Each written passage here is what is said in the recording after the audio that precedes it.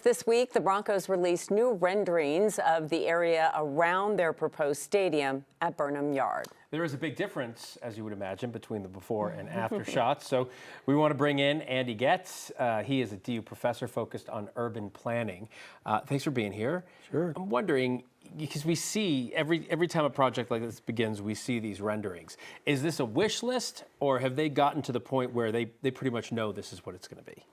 Well, I think this is a good opening, and it is something that is visionary. It is based upon discussions with the city, with the community, and what their own research tells them they should be doing. So I think it's a really good start. It will undergo some changes, but I think in general that's what we're going to be looking at.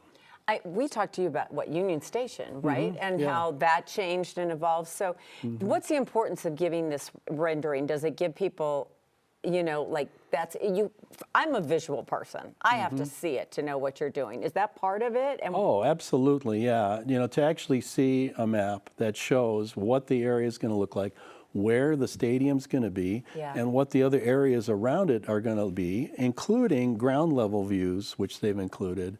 That's tremendous because they show the before and after, and it's stunning when you see the differences. As we were talking with you before, and if our viewers didn't see it, it was a conversation about Union Station and the importance of it.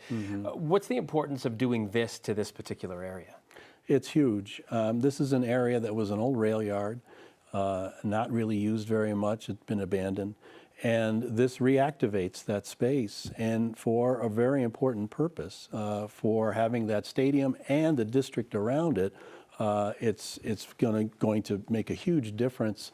And the best thing, I think, is that it does keep the stadium in the city of Denver.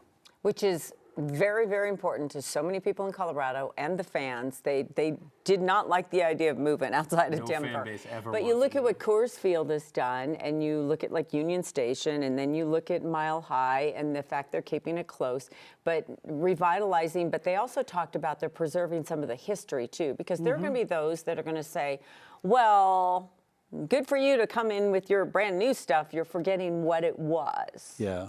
Well, that's another very important point, is that it is an old rail yard. And so some of that old history is being retained there. For instance, there's an old locomotive shop that is going to be retained and repurposed. There's also an old turntable, railroad turntable, that is going to be repurposed into part of a park. And so I think that keeping that rail theme is really important, especially because it will be served by rail, which is also very important. Ah, that's right. It all just flows together. All ties in. All right. Well, as always, thanks so much for coming in. We appreciate it. It's my pleasure. Thank you.